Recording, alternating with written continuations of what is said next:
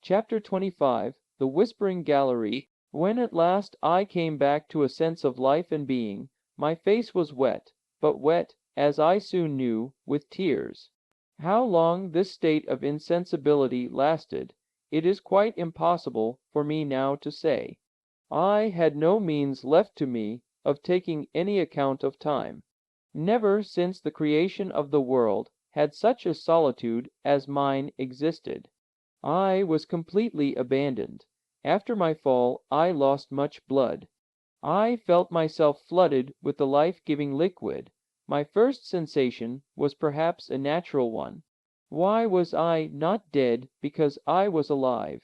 There was something left to do. I tried to make up my mind to think no longer. As far as I was able, I drove away all ideas, and utterly overcome by pain and grief, I crouched against the granite wall. I just commenced to feel the fainting coming on again, and the sensation that this was the last struggle before complete annihilation, when, on a sudden, a violent uproar reached my ears. It had some resemblance to the prolonged rumbling voice of thunder, and I clearly distinguished sonorous voices, lost one after the other, in the distant depths of the gulf. Whence came this noise naturally, it was to be supposed from new phenomena which were taking place in the bosom of the solid mass of Mother Earth, the explosion of some gaseous vapors, or the fall of some solid, of the granitic or other rock. Again I listened with deep attention. I was extremely anxious to hear if this strange and inexplicable sound was likely to be renewed. A whole quarter of an hour elapsed in painful expectation. Deep and solemn silence reigned in the tunnel. So still that I could hear the beatings of my own heart. I waited with a strange kind of hopefulness. Suddenly my ear, which leaned accidentally against the wall, appeared to catch, as it were, the faintest echo of a sound. I thought that I heard vague, incoherent, and distant voices. I quivered all over with excitement and hope. It must be hallucination, I cried. It cannot be, it is not true. But no, by listening more attentively, I really did convince myself that what I heard was truly the sound of human voices. To make any meaning out of the sound, however, was beyond my power. I was too weak even to hear distinctly. Still, it was a positive fact that someone was speaking. Of that I was quite certain. There was a moment of fear. A dread fell upon my soul that it might be my own words brought back to me by a distant echo. Perhaps without knowing it, I might have been crying aloud. I resolutely closed my lips, and once more placed my ear to the huge granite wall. Yes, for certain. It was in truth the sound of human voices. I now, by the exercise of great determination, dragged myself along the sides of the cavern, until I reached a point where I could hear more distinctly. But though I could detect the sound, I could only make out uncertain, strange, and incomprehensible words. They reached my ear as if they had been spoken in a low tone, murmured, as it were, afar off. At last I made out the word forlorad repeated several times in a tone betokening great mental anguish and sorrow. What could this word mean, and who was speaking it? It must be either my uncle or the guide Hans. If, therefore, I could hear them, they must surely be able to hear me. Help! I cried at the top of my voice, help! I am Dingi, then listened with scarcely a breath. I panted for the slightest sound in the darkness, a cry, a sigh, a question, but silence reigned supreme. No answer came. In this way some minutes passed. A whole flood of ideas flashed through my mind. I began to fear that my voice, weakened by sickness and suffering, could not reach my companions who were in search of me. It must be they, I cried. Who else could by any possibility be buried 100 miles below the level of the earth? The mere supposition was preposterous. I began, therefore, to listen again with the most breathless attention.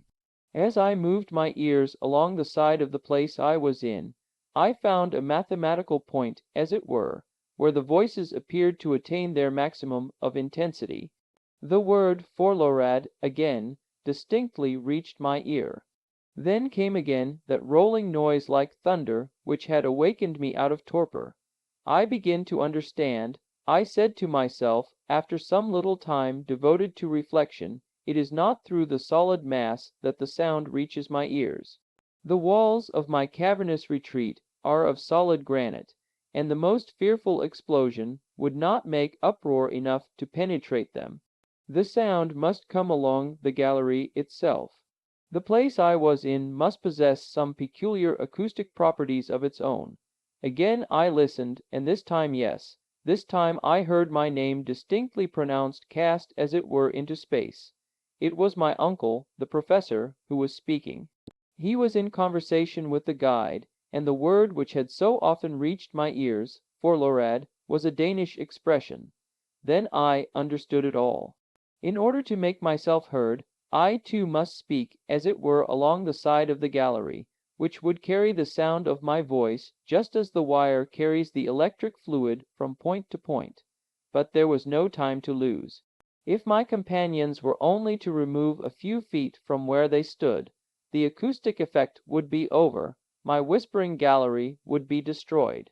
I again therefore crawled towards the wall, and said as clearly and distinctly as I could, Uncle Hardwigg. I then awaited a reply. Sound does not possess the property of traveling with such extreme rapidity. Besides, the density of the air at that depth from light and motion was very far from adding to the rapidity of circulation. Several seconds elapsed, which to my excited imagination appeared ages, and these words reached my eager ears, and moved my wildly beating heart. "Harry, my boy, is that your short delay between question and answer? Yes, yes. Where are Ulust and your lamp out? But the guiding streamies lost keep your courage, Harry. We will do our best. One moment, my uncle, I, cried I, have no longer strength to answer your questions. But for heaven's sake do you continue to speak to me. Absolute silence, I felt, would be annihilation. Keep up your courage, said my uncle. As you are so weak, do not speak. We have been searching for you in all directions, both by going upwards and downwards in the gallery. My dear boy, I had begun to give over all hope, and you can never know what bitter tears of sorrow and regret I have shed. At last, supposing you to be still on the road beside the Hansbach, we again descended, firing off guns as signals. Now, however, that we have found you, and that our voices reach each other, it may be a long time before we actually meet. We are conversing by means of some extraordinary acoustic arrangement of the labyrinth. But do not despair, my dear boy. It is something gained even to hear each other. While he was speaking, my brain was at work reflecting. A certain undefined hope, vague and shapeless as yet, made my heart beat wildly. In the first place, it was absolutely necessary for me to know one thing. I once more, therefore, leaned my head against the wall, which I almost touched with my lips, and again spoke. Uncle, my boy, was his answer after a few moments. It is of the utmost consequence that we should know how far we are asunder. That is not difficult. You have your chronometer at hand, I asked. Certainly. Well, take it into your hand. Pronounce my name, noting exactly the second at which you speak. I will reply as soon as I hear your words, and you will then note exactly the moment at which my reply reaches you. Very good, and the mean time between my question and your answer will be the time occupied by my voice in reaching you. That is exactly what I mean, uncle, was my eager reply. Are you ready, eyes? Well, make ready. I am about to pronounce your name, said the professor.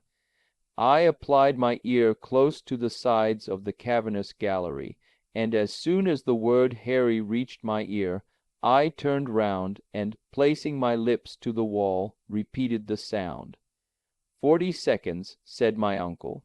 There has elapsed 40 seconds between the two words. The sound, therefore, takes 20 seconds to ascend. Now, allowing 1,020 feet for every second, we have 20,400 feet, a league and a half and 1/8. These words fell on my soul like a kind of death knell. A league and a half, I muttered in a low and despairing voice. It shall be got over, my boy, cried my uncle in a cheery tone. Depend on us. But do you know whether to ascend or descend? I asked faintly enough. We have to descend, and I will tell you why. You have reached a vast open space, a kind of bare crossroad, from which galleries diverge in every direction.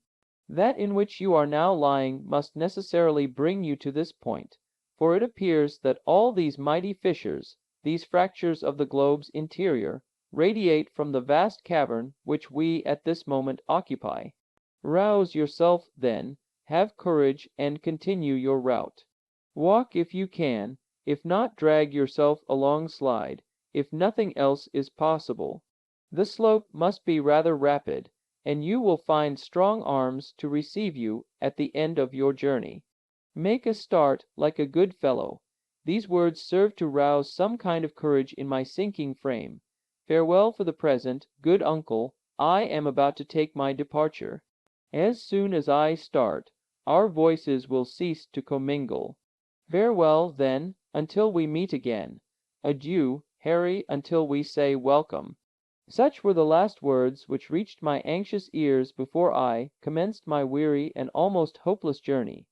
This wonderful and surprising conversation, which took place through the vast mass of the earth's labyrinth, these words exchanged, the speakers being about 5 miles apart, ended with hopeful and pleasant expressions. I breathed one more prayer to heaven. I sent up words of thanksgiving, believing in my inmost heart that he had led me to the only place where the voices of my friends could reach my ears. This apparently astounding acoustic mystery is easily explainable by simple natural laws it arose from. Conductibility of the rock. There are many instances of this singular propagation of sound, which are not perceptible in its less mediate positions. In the interior gallery of St. Paul's, and amid the curious caverns in Sicily, these phenomena are observable. The most marvelous of them all is known as the ear of Dionysius. These memories of the past, of my early reading and studies, came fresh to my thoughts. Moreover, I began to reason that if my uncle and I could communicate at so great a distance, no serious obstacle could exist between us.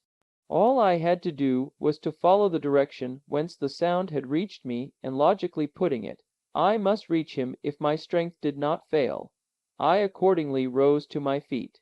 I soon found, however, that I could not walk, that I must drag myself along.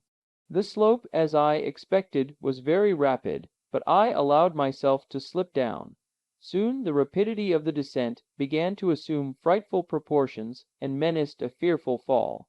I clutched at the sides, I grasped at projections of rocks, I threw myself backwards, all in vain. My weakness was so great I could do nothing to save myself. Suddenly earth failed me. I was first launched into a dark and gloomy void. I then struck against the projecting asperities of a vertical gallery, a perfect well. My head bounded against a pointed rock, and I lost all knowledge of existence. As far as I was concerned, death had claimed me for his own.